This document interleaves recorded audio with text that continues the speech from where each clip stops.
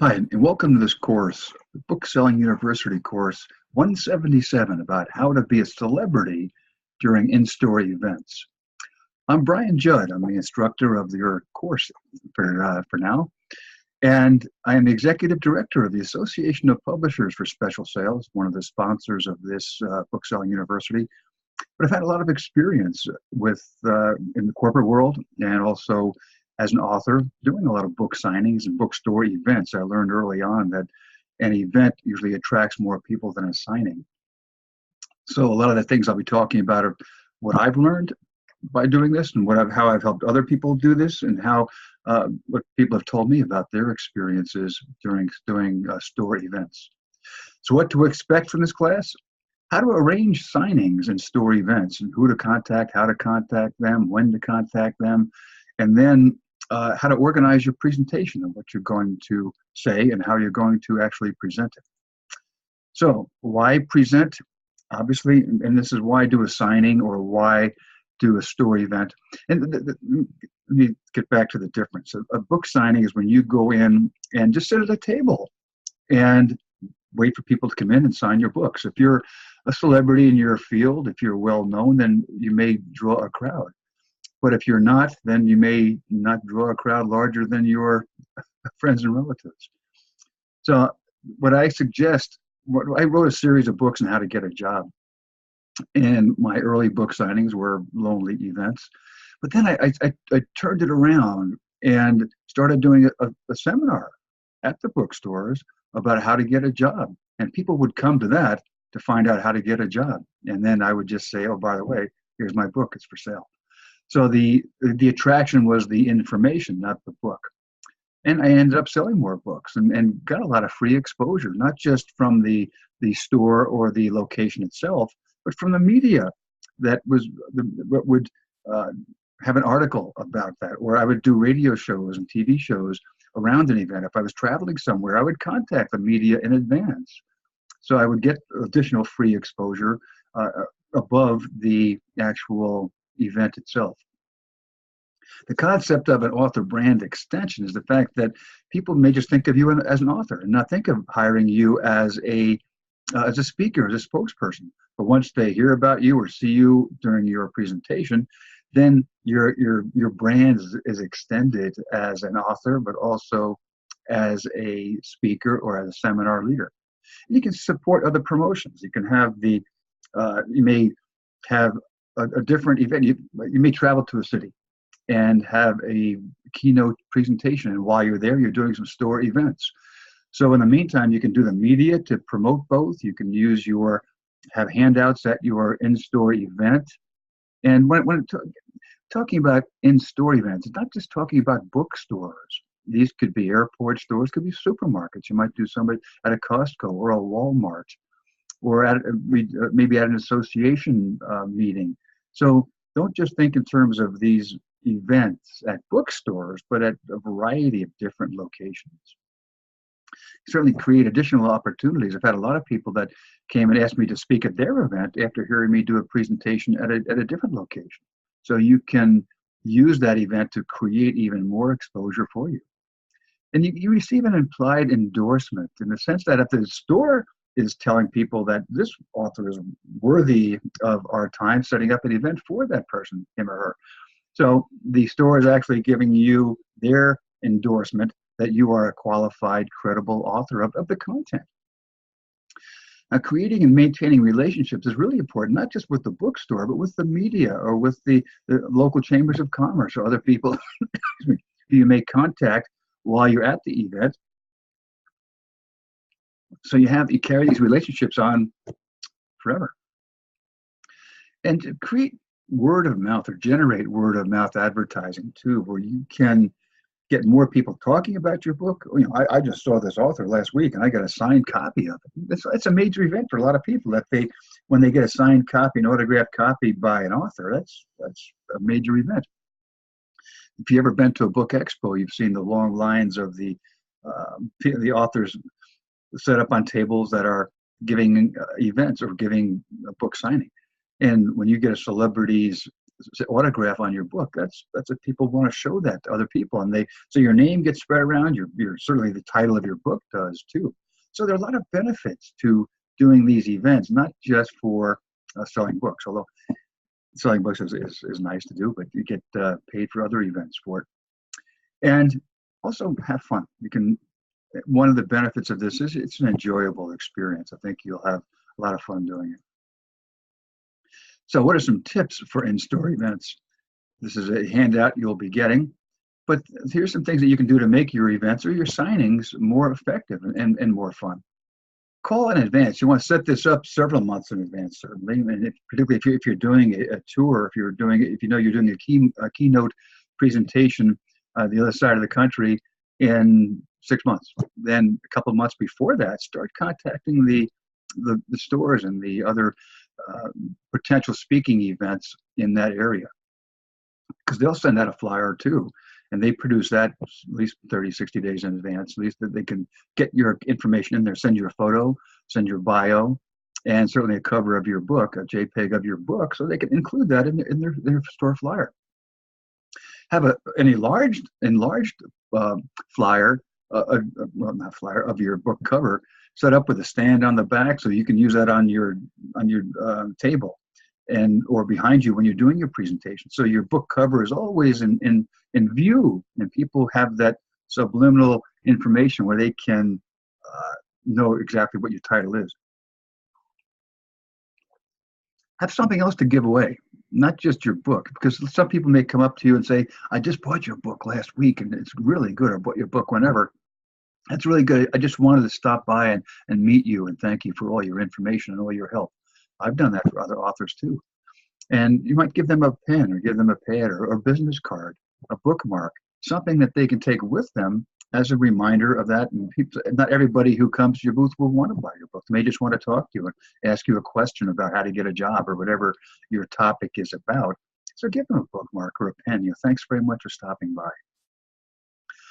If you're out of town, if you're doing that cross-country event tying in with your keynote, well, then you might want to ask the bookstore manager for a media list, a local media list. One of the Book Selling University courses is how to get on and perform on TV and radio shows, and you can certainly see that for the ways of getting on, how to get on, and also sources of leads.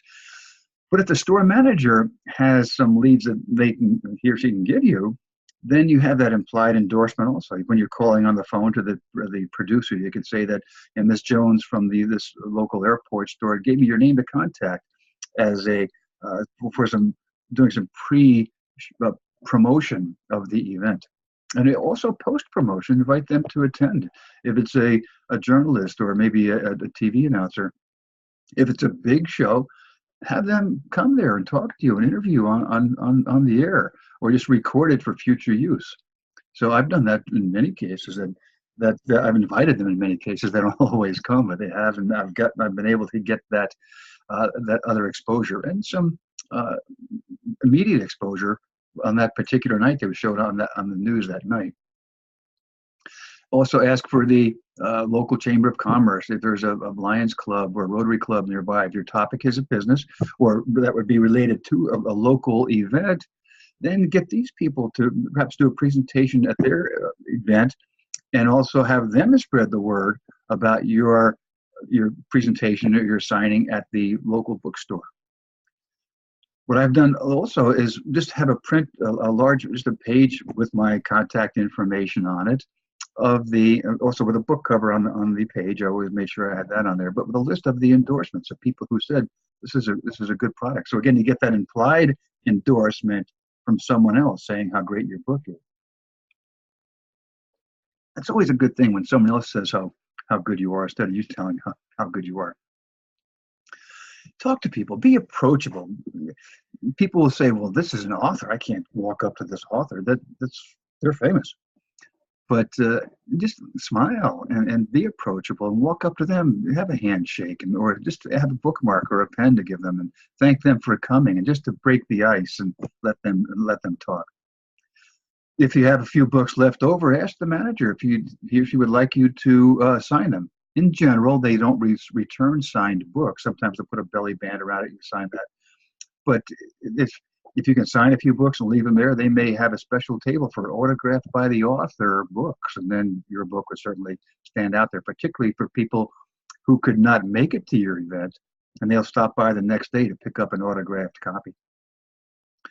So then also bring a camera, bring your phone for pictures with the store managers and store employees. Get them involved. So when you're not there, they're recommending your book. Or if you don't have a long line of people coming up to your signing, and somebody buys your book and you autograph it for them, then you can have a picture of the two of you taken together. Ask somebody else online, or ask one of the store employees to take a picture on their camera, obviously. If you can't, have someone else there to collect money for you. If it's an event at the bookstores, they'll obviously collect the money when the people check out. But at a different event, have someone else to take the money. I did that. It gives you a chance to schmooze. I've done many presentations at colleges about how to get a job, and I always had someone there to, whether it's a student at the college or someone that came with me, to accept the money and to give change, and so I could spend more time autographing and schmoozing. And have a sign-up sheet for those. If you have a newsletter, have a sign-up sheet so people can sign up for your newsletter. It's a great way to generate the more names, get their email address, so you can send that to them. Have some flyers to hand out if you are doing that keynote or that other event at a different, not a competitive store. If you're at a bookstore, don't hand a flyer out for a competitive bookstore. But if you are doing an event at a local college, then have a flyer for that. Or if you're at the college and you're doing it, you want to talk about your event at the local bookstore, well, and that at that point. But just not a competitive site, but something that your objective is to generate a larger audience, to get more people to certainly buy your book, but to learn about you and stimulate more word of mouth. Call the local newspapers, as I said before, the media, to get them to come and take a picture of you or to write an article about that. Always get there early. Just to set up, particularly if you're doing something with a flip chart or with some other AV equipment, probably not PowerPoints at a small event, a small book signing type of or in-store event, but if you're doing it at a larger location, then have that, you want to be there in advance. There's one of the book-selling universities about how to make presentations, and that's more of the larger presentation. Today we'll be talking more about the intimate small group, maybe 5 or 10 people, and they're at a store, at an airport store or a supermarket to learn more about you. So, and don't also offer to stay late, because people will lag. If you were supposed to be there from 6 to 8 at night, well, stick around a little bit and talk to people. Some people may come in late, hoping to catch the author or hoping to have a little bit more time to talk with you and schmooze. So it's always good. And if nothing else, just talk with the store employees and get them to learn more about your book so they can recommend it to people who ask them for a recommendation. Don't complain if you don't sell a lot of books. There are other benefits that as we've talked about. So if you don't sell a lot of books, well, maybe that's your fault too. If you're at a book signing, you can't wait for people to come to you. You've got to go out and talk with them and ask them, do you like mysteries? Do you like pets? Do you like dogs? Do you want to make more money? So you're asking these questions that get them to talk, and then you can bring them back to your table or have your book with you and show them that, because I've done that, just walk around carrying a copy of my book and asking people a question that gets the conversation started about my book topic. So also, and I also have hosted these events. I always appreciate it when when my speaker or the guest is 5 minutes out of town or just arrives at the shopping center and just send you a text that I'm here, I'll be at your store a half hour early, and just to let you know I'm there. That's a nice professional touch.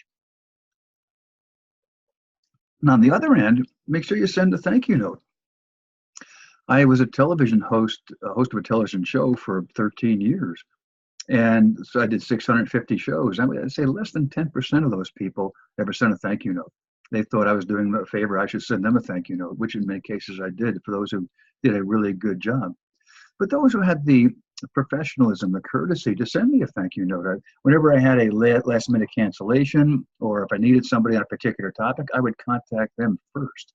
So if you can get on the bookstore managers, the employees' good list, not their naughty list, then you can be asked back at that short notice, which can be very helpful for you and for them too. You don't get as much pre-publicity, but you can certainly get a lot of publicity and a lot of appreciation from the store manager. So because some people don't want to or don't feel good, don't shy. They don't want to come up and ask the author to see the book. So walk around with a copy of your book and hand it to them. Most people will accept it if you hand a book to them. And then you get around to it. Who'd you like me to autograph this to? And, oh, to autograph this to my son, Joe. So you autograph it, and then they've got to buy it.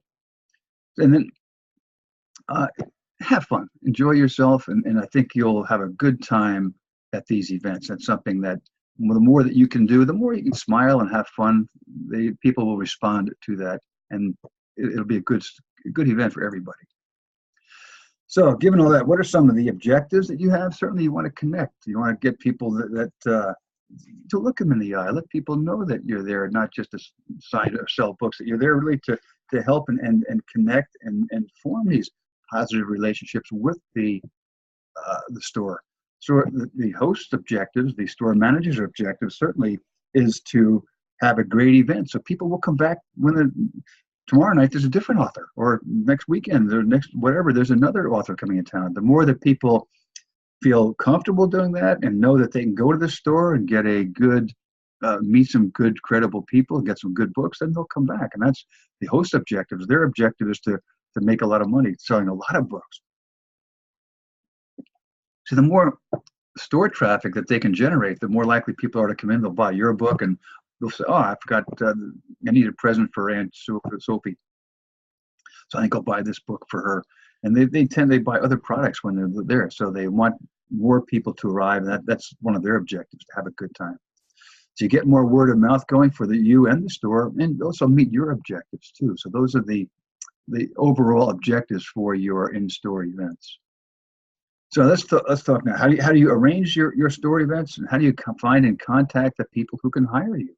I use the word hire, just, they're asking you to come in. They're not going to pay you for this, but I just thought it was a fun way to ask that, to have that comment. So where do you present? Well, obviously bookstores, and many stores have a certain area set up just for the authors, particularly for children's books. They may have a little amphitheater set up where the author can sit down and have all the kids around them and talk with them. Those can be fun events. I've seen those. My clients have done those, and they can be fun events. But the bookstores themselves try to get where if there's an area around where your book is on the shelf, it is good.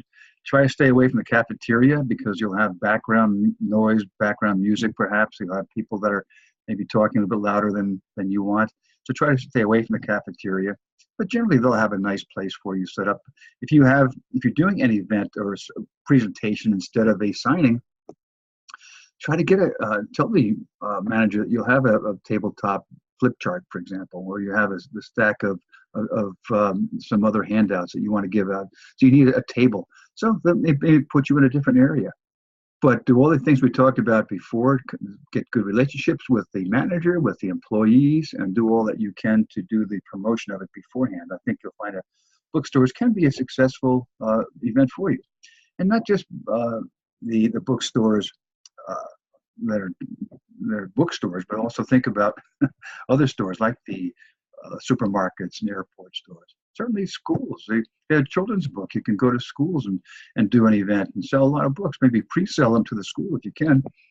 I did a lot of, if you have an older audience, maybe go to high schools and to colleges. I did a lot of presentations at both high schools and colleges about how to get a job, how to write a resume, how to contact potential employers.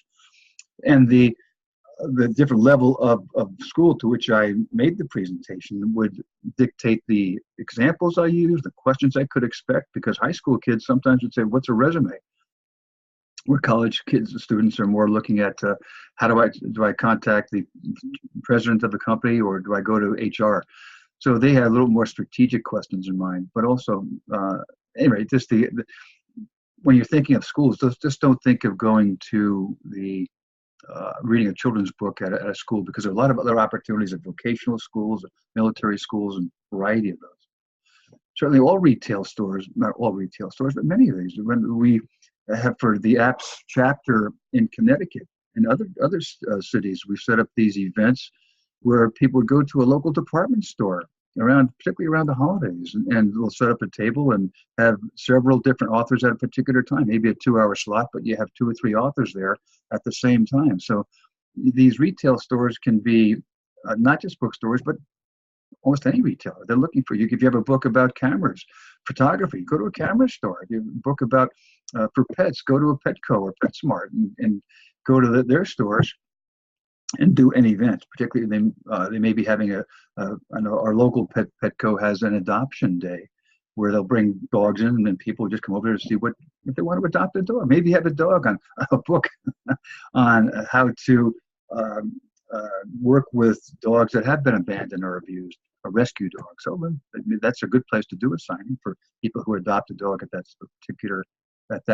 particular event. So tie your event in with the store event.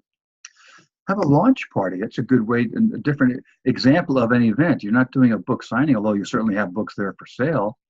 And have that maybe dress the part. If you're a fiction author, get some publicity there, have some snacks, some food, have a good location, get people to RSVP, get some press coverage. A launch party is an example of an event that's based on your book, but not a book signing. The corporations, a lot of corporations will have you come in and make a presentation to their employees. They may hire you as a spokesperson for their company. We did that for several of our clients, where we had them come in, and the company would buy the books, give them to all their employees. Might for example, through HR, might set this up for you. So you do the presentation, but to their employees, so they buy all the books in advance, all non-returnable. And that can be a great way to spread the word, certainly, and get some experience, get some exposure, get testimonials, and sell a lot of books. Libraries. Now, libraries can offer a lot of different ways to help you sell books. Obviously, you can go in there and talk to the librarians, but I did a lot of events at libraries based upon how to get a job. And they would carry my book, certainly, and I would go there and talk to them. At that point, I didn't charge a fee, but some libraries now will pay an honorarium. But if you can go there, and one of my clients did an author tour of libraries, where in Connecticut, there are like 160 libraries or something, got a list of these. You can go to like publiclibraries.com and get a list of all the libraries in your state. It's sortable by state. If you're traveling somewhere, if you're doing the cross-country keynote bookstore event, contact some libraries while you're there, and you can get some other exposure. But a library tour, authors want libraries want authors, and you can do an event, say a half-hour presentation on your topic, then a half-hour Q&A, then a half-hour book sale, and you're selling books at a list price, non-returnable. This client of mine in Connecticut did a lot of libraries one summer and sold 3,000 books, and they got paid by the library, which covered his expenses for traveling to that library. So the idea is that don't think of libraries just buying a book. They may buy a book, but that you can use the library to help sell a lot other books. So contact the program director there. Generally, I think weeknights are typically better than weekdays, but that librarian will tell you about that. Bring a supply of books. If you drive there, certainly have extra case of books in your trunk, as you probably do anyway. But the libraries can be a good source of presentations and sales, and list price, non-returnable. Speaking of which, go to trade shows. If there's a trade show that's based upon your content, well, contact the exhibitors there. Go to the website of the show and contact the exhibitors. Perhaps get them to buy your books in advance. So as a premium, when someone comes to their booth to talk about their product, they get a free copy of your book as a thank you, or maybe a download of an ebook. So the trade shows, you can do presentations there. You can have these companies use your book as the premium for that. So there, but I've done at Book Expo. I have done the presentations where different uh, companies sponsor me to talk about a particular topic because a lot of authors attended that show. Association meetings, I'll show you soon how to contact these people, but you can go to the meeting planner and you can do an event at a local chapter, particularly. Many associations have local chapters, so you can, um, you don't have to, if they're based in across the country, they may have a local chapter in your state. So do a presentation there, and you can do these uh, locally, informally, and sell books too, which is nice. Military bases and forts. I did a lot of presentations here because on my job search books, because there were the service people were at different stages. Some were about ready to go out and get a job, to leave the military, or the spouses of the service person who are changing jobs every couple of years when the service person is transferred. So I did a lot of events on these bases just to help the service people and their families get a job. Certainly seminars. You can do seminars or webinars or be an instructor for Book Selling University if you're an expert on a particular topic of importance to authors and publishers. But these are just some examples of where you can present, and in addition to book signings at bookstores. So I want to just broaden your expectations. So you're not just thinking of book signings, but thinking about how you can get exposure, how you can get all these other benefits by doing all these particular events at the right time too. When your book is first published, it's always good to get the experience, to get the exposure. So certainly information about your book is broadcast. But also there are special marketing periods. If you go to a website called holidayinsights.com, it gives you information about upcoming events and special days. For example, you can tell when this course is being recorded in May of 2018. But you can go to this and come up with an event, or look, if you have a book about a Western, maybe you do an event at a store around Buffalo Bill's first Wild West show.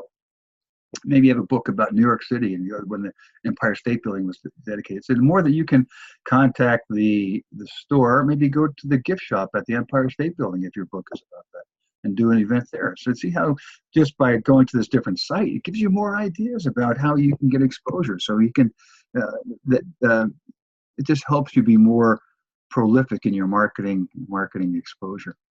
But you contact the media and contact the bookstore, or contact the airport store about this. So you can coordinate all the events to get maximum promotion, maximum exposure for your book, for your event. And if you have particular content, any news event, that if your content is about that event, well, that's a good time to do that. What's important there is that if you can get the media in advance to keep track of your content and what it's about. So if 3 months from now, if your content is about bridge construction, and 3 months from now a local bridge crashes or something happens on the bridge, then they'll call you to be on the air.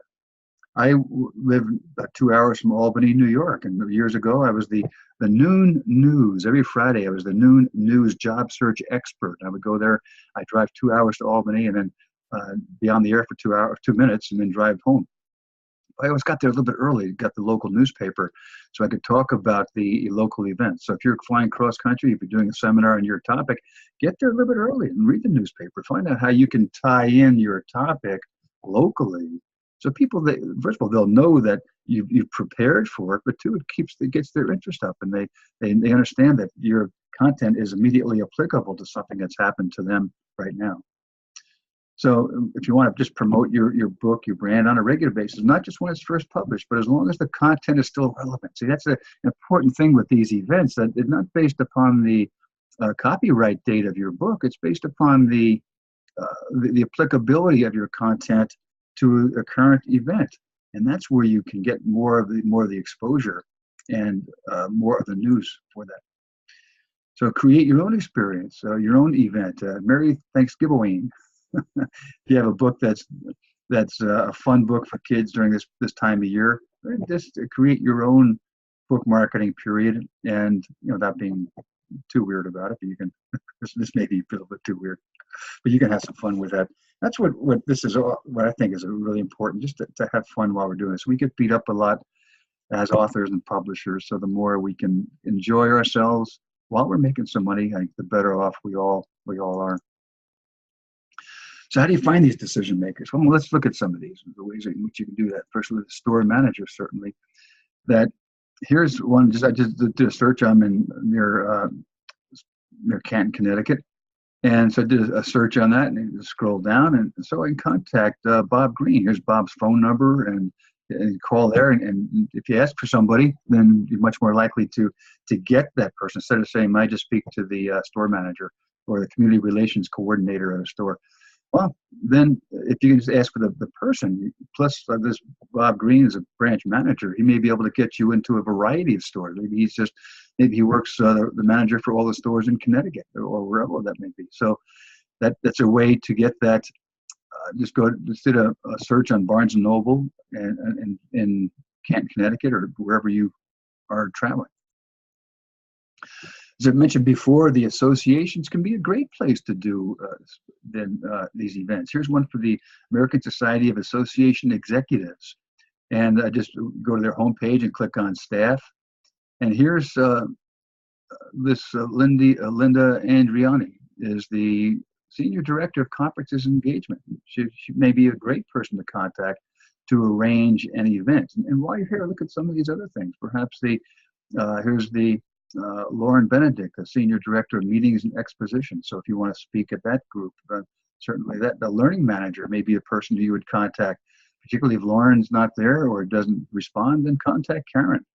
So these are all the different people that are on these association websites. It gives you the names of people to contact, and it's a great opportunity when you have the phone number, the name of the person to call.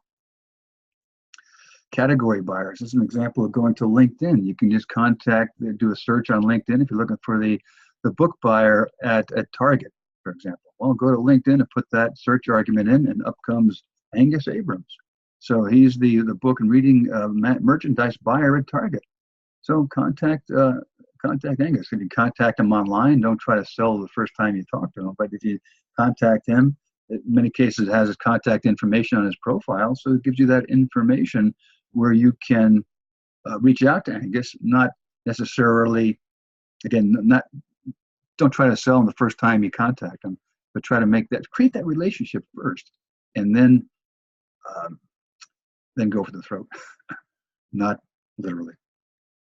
The cruise ships, they're a great place to do seminars. Now, what's good about this, or events? What's good about these cruise ships?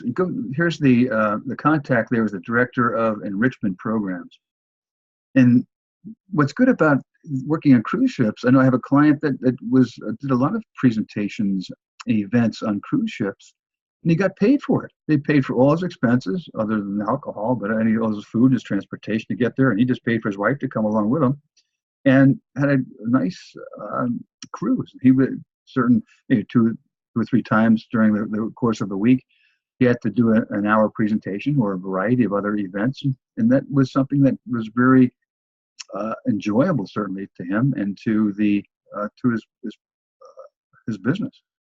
So cruise ships, just an example of this, an event that you can do. You can do a book signing on a cruise ship if you want. It doesn't matter, just as long as you're there, they're paying for you, and it's a way to get more experience. And now when people tell you that or ask you what your experience is on doing these book signings events, well, you can tell them what you've done. If they sold a lot of books, then they certainly do want to. Well, they will give you an endorsement. Now, you're looking for bookstores, you can go to Barnes & Noble, as I just showed you how to do that before, or go to the American Booksellers Association. And they have a page here. You can say you're looking, we have an apps chapter in Santa Fe. And just put, that's New Mexico. So you want to find you say you're going to do, I'm in Connecticut, if I'm going to do an event for the apps chapter in Santa Fe, well, I'll come here, check out where some of these bookstores are. Here's a list of them. And I can go to, hey, the Collected Works Bookstores and Coffee House. That sounds like a good opportunity. I'll go there, and And what events do they have? And see what events for kids events, open mic. So you can see it's not just doing a book signing, but they have maybe readings for kids, an open mic night where you can go and you have a book on poetry, and you go read some of your poetry. And you say, okay, I can't make it in May. I'm scheduled to go there in June, so I'll be there on June 12th. Maybe they have something. I'll contact them. So I'll go here about us, contact them, and I will contact Dorothy or maybe events coordinator, Cecil. So here's Cecil's email address. So let's see how this can, just by going to these places, you can come up with a variety of different opportunities and get the person's name to contact and go right to them. Call them, email them, send them a letter, depending on how much time you have. And don't just say, can I come to your store and do a book signing? Talk about the event, the information you can deliver, and talk about how you'll promote it, how you'll contact the local media and do some radio shows and maybe a TV show, and certainly maybe some print coverage. But what you want to do is tell these store managers how you're going to promote their store, not just your book, but their store too. So I think that's going to help you get a lot of these events. A great way to contact, if you're calling Santa Fe and you're in Dallas, well, use your cell phone to contact them. Contact you have the person's name and phone number, and then make that initial call. But have somewhat of a script set up. You don't want to read a script certainly, but you want to be able to have some information about that with some general tips on using your phone. That first of all, it's normal to be apprehensive. It's not everybody is really comfortable talking on the phone. And so it takes a couple calls to get used to it. So don't call that your number one prospect first. Call some of the other bookstores. If they turn you down, it's no big deal, but maybe they accept you and they say, sure, let's do it. So if you get 2 or 3 stores, maybe one is an afternoon event, maybe one's an evening event, one's a weekend event. So you can get on the air, get on the radio show, and talk about all 3 of your events. So that you're doing all this different types of times of day and different objectives. One objective may be a book signing, another may be an event. But the thing is, that the more that you can do to try to create the relationships and have that script set up. Again, you're not going to read the script, but you have that maybe in the major points that you want to get across in the order in which you want to talk about them. You talk about the fact that you will be on these dates. You've checked their calendar, and those dates are open, and you'll be there. And you'll contact the media in advance. So you have this script of sorts ready to tell them. So that you make it easy for them to say yes. And in many cases, you'll get voicemail. So have a good, quick 15-second voicemail message saying the same thing, that you will be there on June 12th. You've got content that's proven to be accepted by a large number of people in the audience, so that you can help draw store traffic and help them sell more books. And you will contact these radio shows to promote the signing or the event at the store. Please give me a call at 800-562-4357, which actually is 800-562-4357, spells out 800-JOB-HELP. And I use that for my events. It's more memorable so if you have a way to or even your cell phone number, if you come up with a different number, that you can have it directed somewhere else, but have it set up so that if they dial, which is set up now, that 800-JOB-HELP is directed to my cell phone. So that's just some tips. And when you're calling these people, just relax and again, smile when you're talking, and then have some fun. Maybe you can see me smiling, and then maybe even hear it in my voice too. To create a one sheet that you can send to the media. And there's a book selling university course on how to do this. I won't go into a lot of detail here, but what you just want to have one sheet that you can send to a store manager, a radio host or producer, maybe a local newspaper editor. So, but you have just information about why you're going there, what's unusual about your book, what's going to attract a lot of people there. And here are the 3 most important things of why people would the benefits to the people who attend. And so the more that you can have this prepared, to have it a PDF, to send it out. So when you get somebody on the phone, they say, well, send me some information. that you have something ready to send. If you have to wait 2 or 3 days to send it to the person, they'll probably forget.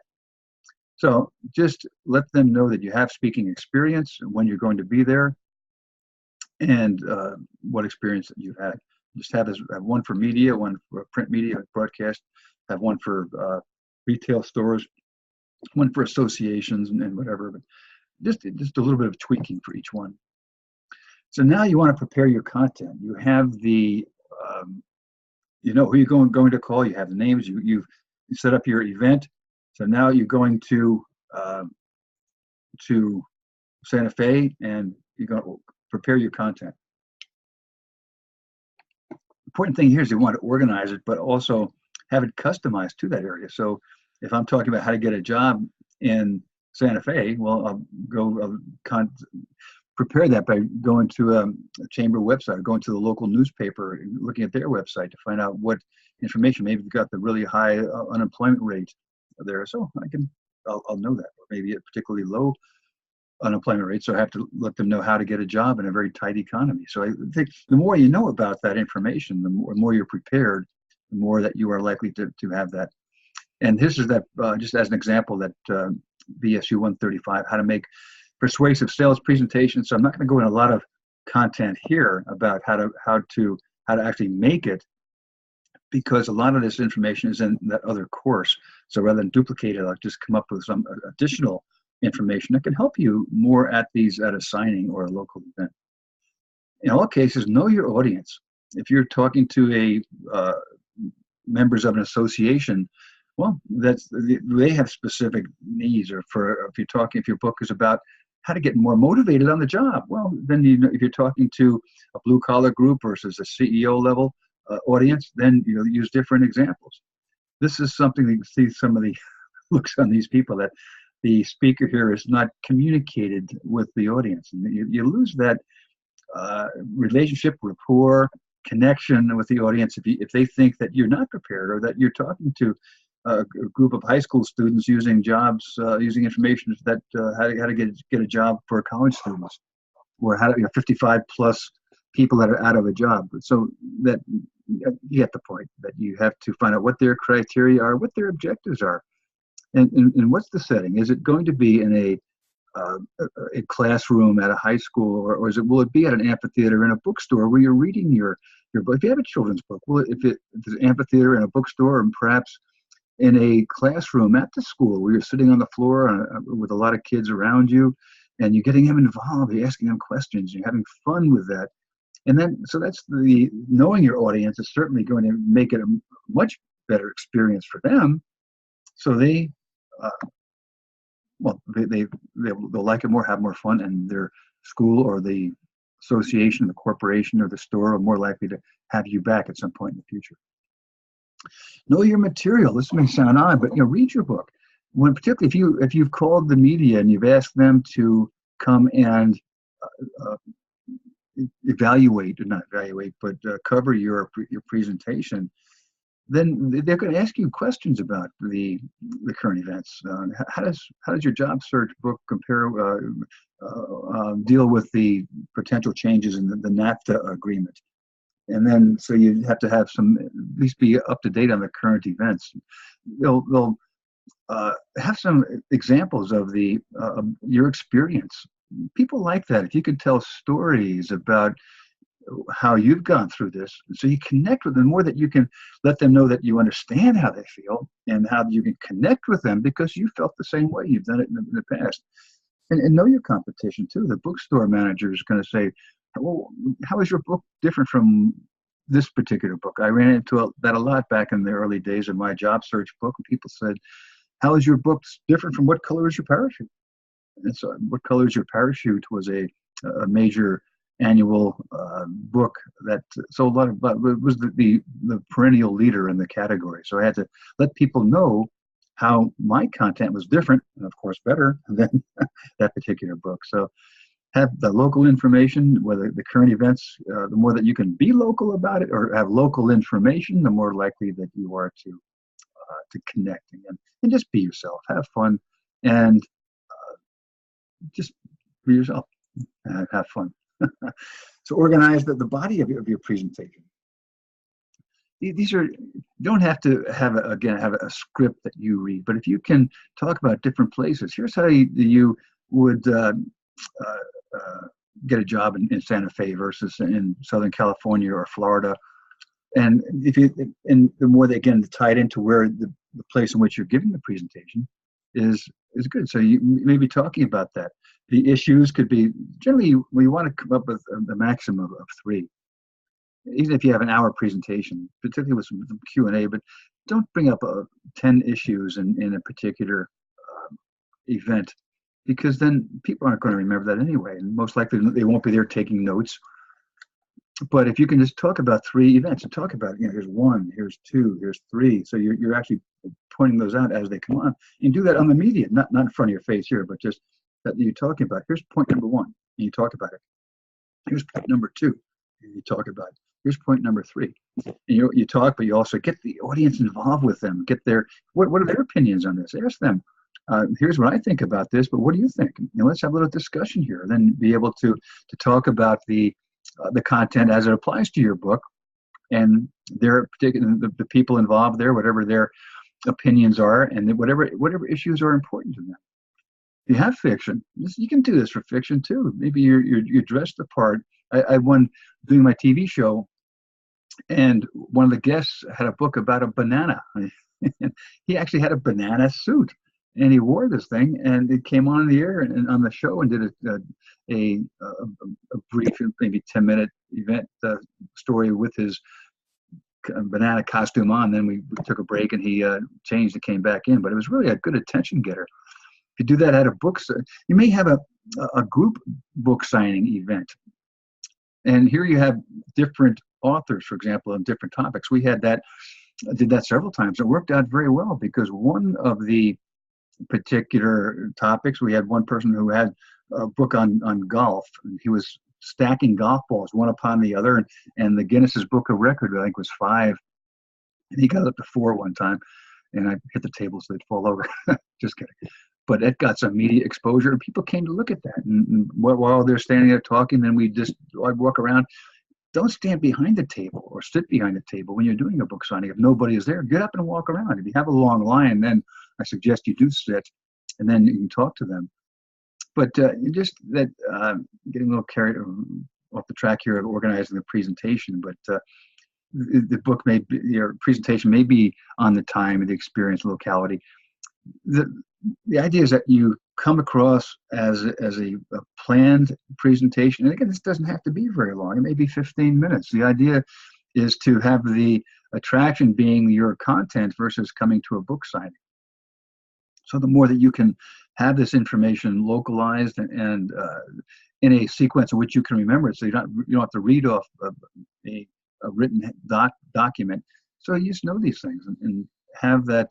It's okay to have notes, but it's also good to be extemporaneous too.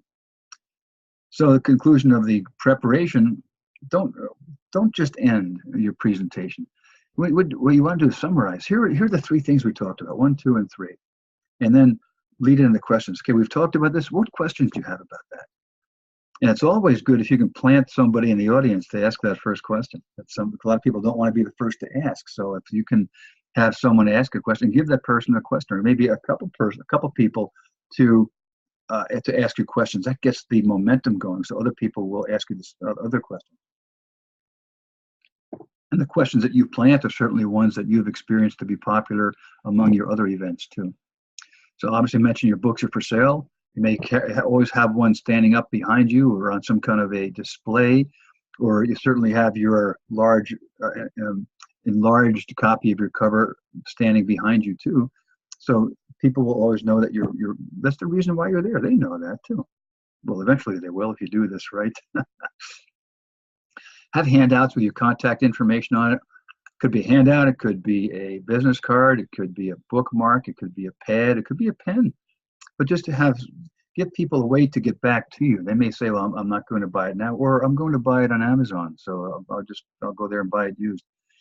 At least they have the title of your book and your contact information. If they maybe a follow-up question, it's really good if they contact you later saying, I saw your presentation, Brian, and something came up after that. May I ask you a question now? Sure.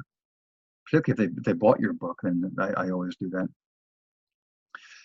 Have the sign up sheet for your newsletter, and have a handout with a special offer today only. Maybe your book is $25, or what I will do is I'll say it's today only $20 including shipping, and you're there handing them out, or you're selling them at the bookstore, so there's no shipping cost anyway. But you can tell them that today only a special deal. And I found that if I can have instead of saying $25, that people are more likely, if they just have a 20, just to hand me the 20 instead of trying to find it, going out and getting change at a bookstore. It doesn't make any difference because they're selling it at the counter. But for a different event, if you're at the association meeting, then if you're just doing this for cash, or if somebody has cash, they don't want to use a credit card. You may have, on my phone, I have a Square, so I just take a credit card right there. But you can have, I just price it at $20. Because people are much more likely to just pull out a 20 and not worry about, or you don't have to worry about change either. And they say, I've only got 2 20s, can you give me change? And then you may run out of it, and then you lose the sale. Let's talk a little bit about delivering your content.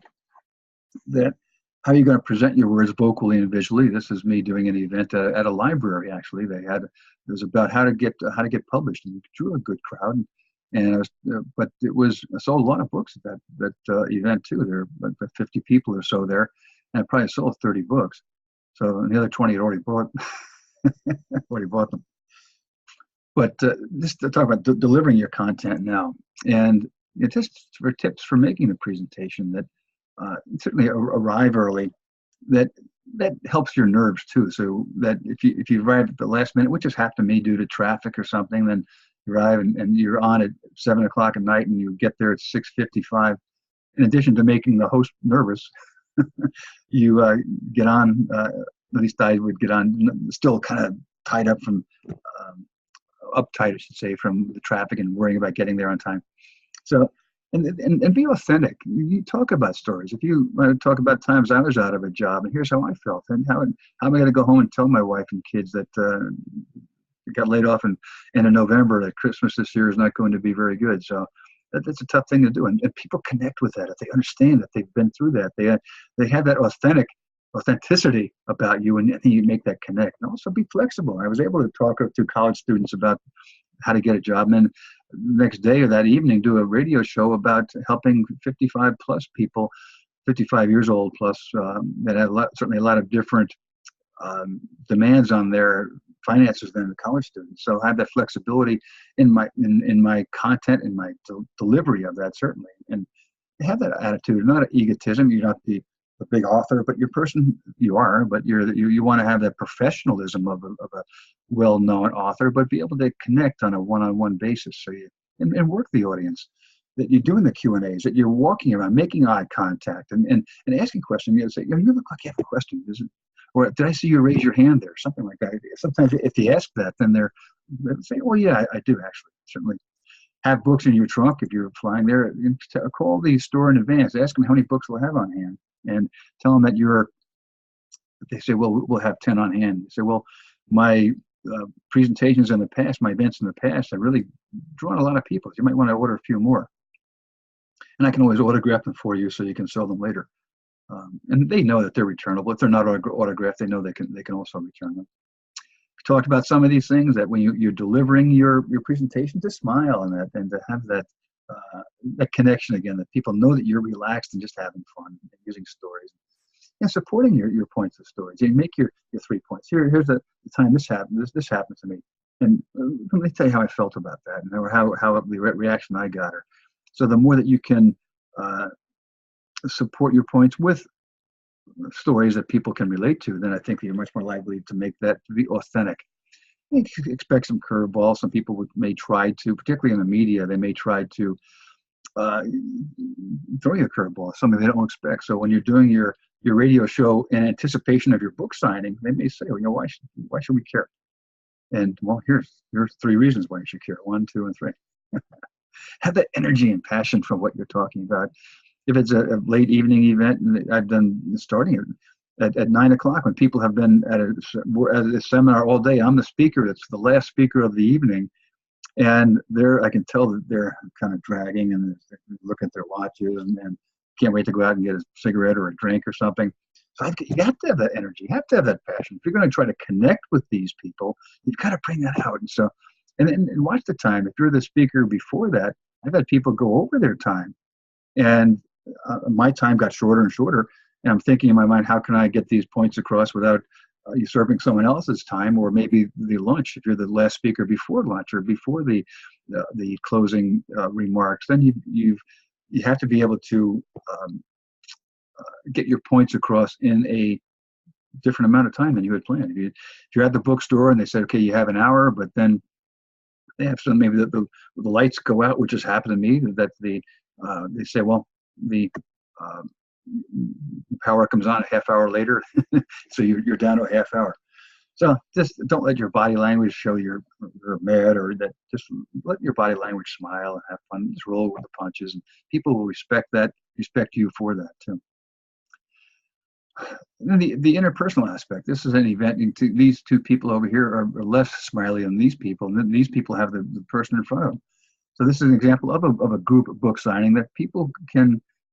They tend to go to the more friendly people. Those are upbeat, that are smiling, that also that are talkative and supportive, and they're professional. That's something that I like, this term, showmanship with a purpose. That you're not just flailing your arms in order to get attention, but you're making your points. You're using your body language to have that little showmanship, but it has the purpose of making people focus on one point at a particular time. But here, as this group event, as I've talked before, but we had one person that was doing the golf event. I was doing a job search book. We had another woman that actually had a book about police, and had an off-duty police officer there in full regalia, full uniform, and the kids loved that. So it's something.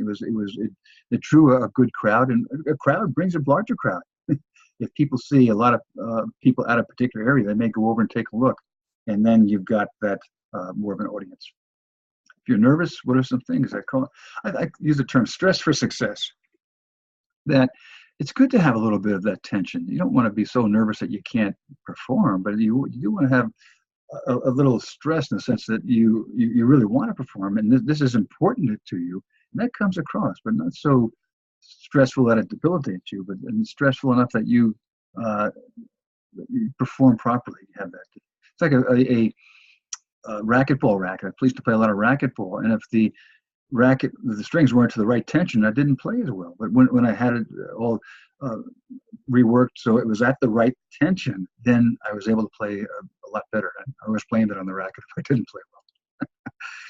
But visualization, to visualize yourself. I do that when I'm practicing. I'll visualize the audience, and whether it's maybe 4 or 5 people seated in front of me in a bookstore, or a different size audience, but I'll visualize that and visualize myself certainly performing that. And once you've been in a few stores, it's a lot easier to visualize the audience. You visualize the amphitheater, or visualize the table at the front of the store, or near the cash register, or near your where your books are on the shelf. But the more that you can do that, the more that you can feel a little bit more relaxed, and so that will help you. And just sometimes I can feel my shoulders coming up, but if I can just relax the shoulders, it relaxes me all over. Or sometimes I feel my jaw tightening if I can just relax that. So the more that you can do that, particularly before you get on, before you're introduced, then you do some relaxation exercises that gets you breathing properly. And breathing, you don't want to take deep breaths all the time, but before you make a comment, let me think about that. Okay. And that just helps relax a little bit. And certainly arriving early, so you're not nervously trying to set up 2 minutes before, while you may have people seated in the audience while you're still setting up. But that's not good for the nerves. The more you present, the more likely you are to be relaxed, because you understand what's going on. You understand that people in the audience aren't going to throw things at you. At least it hasn't happened to me in many, many years of making presentations. And practice. I think that's something that is really helps. Probably the most important thing to reduce nervousness. Now, people say, practice makes perfect. Well, it doesn't. Practice doesn't make perfect. Practice makes permanent. So if you're practicing the wrong things, you're making those permanent. So just, the more that you practice, get some training, get some people to help you to do a book signing.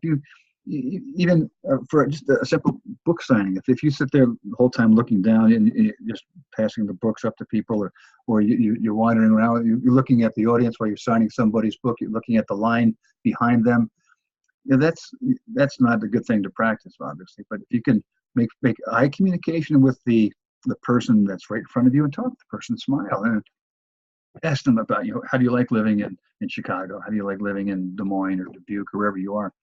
So, and practice your gestures, your movements, your whatever you're going to do, and then practice the timing, certainly, so you know that, and practice for different times. So if your time is condensed from the hour to 15 minutes, you know what points you need to get across. Anticipate questions that might come up for different audiences, certainly is important, and have some audio and visual aids that can help you relax your nerves a little bit, but it also helps people remember things that are more visual. And if you just talk the whole time, it doesn't get it across. That's why most of these instructors in Book Selling University have used some, they do PowerPoints, all the same PowerPoints, but they've also added different photographs to it or different visuals, so it helps. So you just don't see the words, but you see some other impactful audience. The image I wanted to get across here is that sometimes you just feel that you're up there all alone. In many cases you are, but this is it could be 1,000 people out there, but all they see is one person. And this is a vision I try to get. Instead of looking out and seeing 1,000 people, I just realize that they're only seeing one person up here, and that's the important thing. So have vocal variety, projection, and get audience involvement. I think that if you practice doing all these things, I think you'll be much more adept at getting and running out of words here after this. But the idea to get that audience involvement is really important. That just ask questions. And what would you do if this happened to you? Or how would you respond in this situation? What do you think will happen next? If you're doing fiction or you're talking to kids, you're getting to that climax, what do you think is going to happen now, kids? So you get them asking, this is what I think about, this is what I think. That might give you ideas for another book. Well, I never thought about that. That's a good thing to do. But the more that you get the audience involved, tell stories.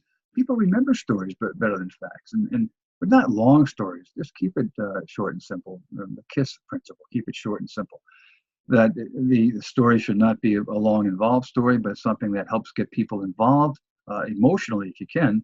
And it's like a novel that you can build up to the climax. Just think of a children's story, how that evolves, it comes around, that it reaches the climax, and the hero comes and saves the day. Well, your content is the hero. I always did that with my books about how to get a job, my book about how to make real money selling books, that the hero was the book with the content, because that helped people make more books, sell more books in large quantities, non-returnable. So the content of my book was the hero. And that's the stories I would get across, about some stories about how I or my clients sold a lot of books and non-returnable. Draw attention. This is a signing, actually, or an event that we were in, and the guy on the right was he was dressed up as Mark Twain, which was his character. His book was about that. And the woman on the left is the governor of Connecticut, Jody Rell. She came to our event, and this got a lot of publicity because the press was following her around, and we got I was another author at this event, and it got a lot of publicity. But we had one of my clients had a murder mystery, and we set up with the local police, notified them that they knew about it. We set up the yellow tape around an area, put some mannequins on there, put the chalk around the mannequins to look like the outline of that. And the murder mystery, that the author was inside at a book signing. And we told people that once drawing the attention to that event, people went inside and bought her book. The golf event I told you about, breaking the record, I think, dressing as your character and dressing the part. Here's Mark Twain doing that. That's obviously not his real name, but his content was that he had the cigar, and he did a nice presentation about that. So this is an event we had multiple presenters there. I was there with them, as were others, and just to be able to have that vocal delivery. When you're talking just a couple of people, you're not going to yell. But if you're at a little bit larger audience, particularly if you have, I was doing a presentation for Parents Without Partners at an event. It was actually in the basement of a bowling alley. And above us was just you can imagine what that sounded like with the balls rolling down the alley and the pins going down. And I was trying to talk around that. So I was trying to time it that I would be able to get points across before the pins started dropping. But I had to change my vocal delivery for that reason. So here's a technique that I use that may help you. This is in that other course about how to make a presentation. I talk about this in more depth, but just remember to change the volume of your presentation. If you're talking to a small group, you're talking to one-on-one in a book signing, well, you're not going to talk as loud as you would if you have 10 people in your audience at the bookstore.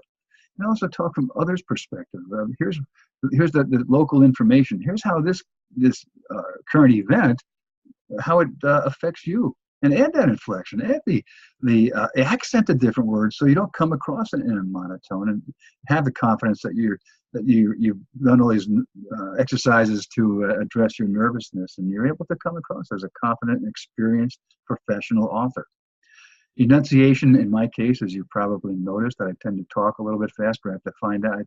Once I remind myself of that, I slow down. Try to make an important point by slowing down and making that point so you understand it and you hear it, and then I enunciate better. But then I can speed up and go to something else that's a little bit less important as we change slides and talk about visual presentation. But then when I talk about visual presentation, I slow down to talk about how important it is to talk about facial expression and posture and gestures and the effective use of space and all these things, how this is really part of the presentation that you'll make. So I was able to slow down and still make some points.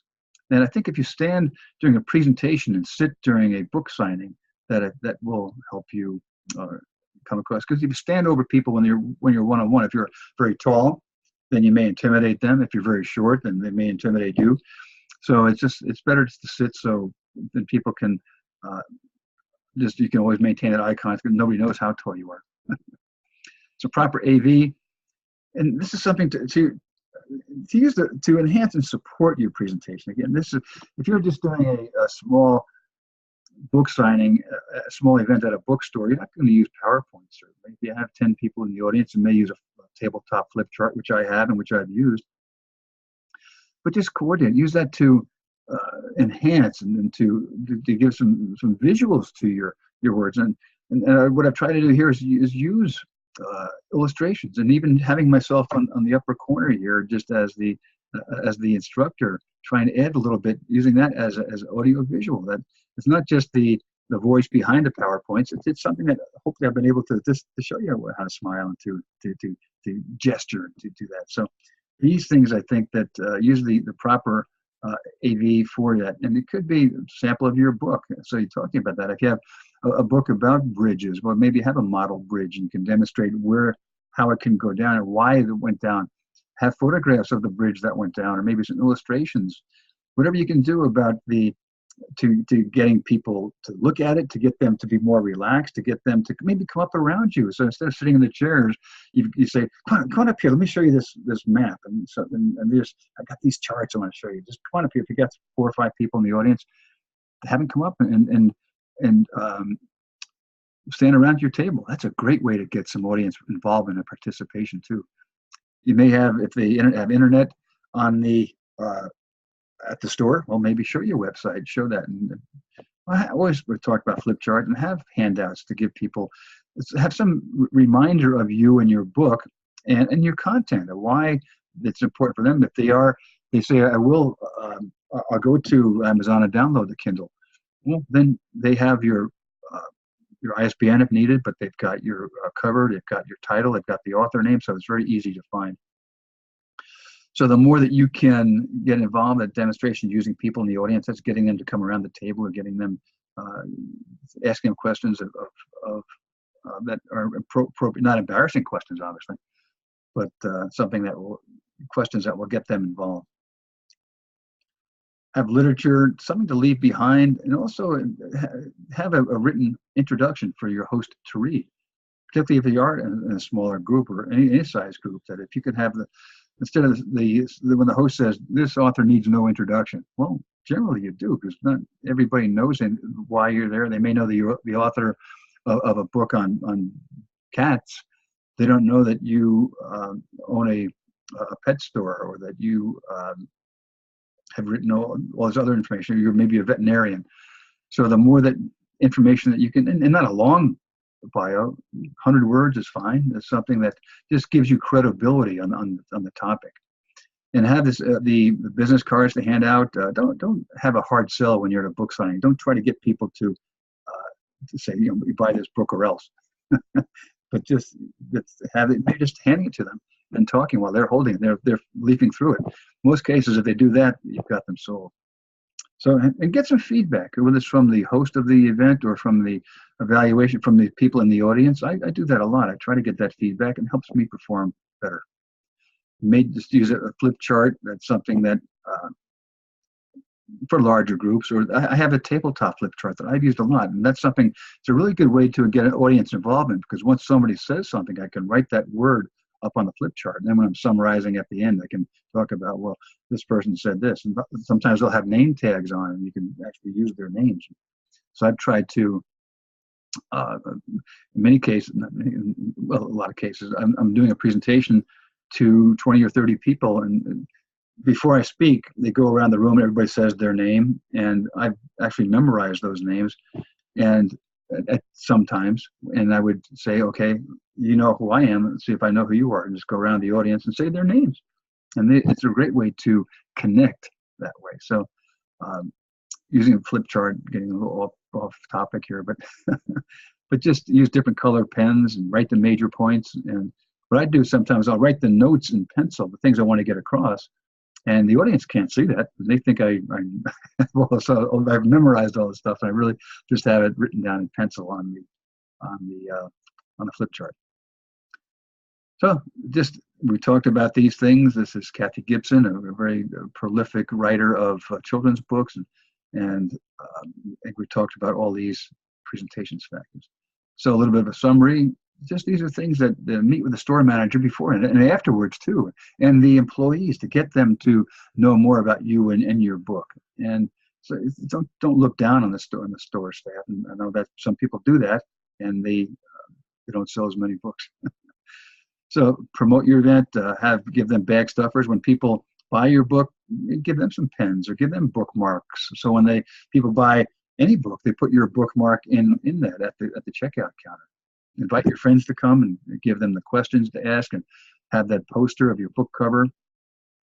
We talked about a lot of these things, but just as a reminder, I'll put these up. So this can be the summary of my presentation before we go to the conclusion of it. So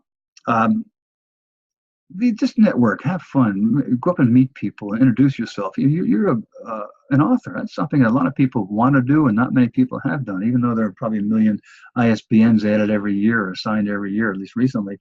That still, that's not a big percentage of the audience. And a lot of people think that an author who has made it, as you have, is really a special person, and you are. So keep that in mind, and I think you'll have a lot of success at these. So get people to remember you. When they leave, you want them to remember, I remember Brian Judd, and that he was authentic, he connected, he had good content, good delivery, good information, and he was distinctive, and he was rare. He made good eye contact with me, and he got me involved by asking me these questions. He really took a genuine interest in my answer. He just didn't look around while I was talking, and he didn't look at anybody else. He looked at me when I was talking. So, and give them the takeaway. This is the summary of the summary. But if you have 10 ways to help people remember you, always give people more than they expect. And I think that you'll have a lot of success and a lot of fun in your book signing events. So thank you for attending Book Selling University course 177 about how to be a celebrity during your in-store events. And I wish you great success in so doing.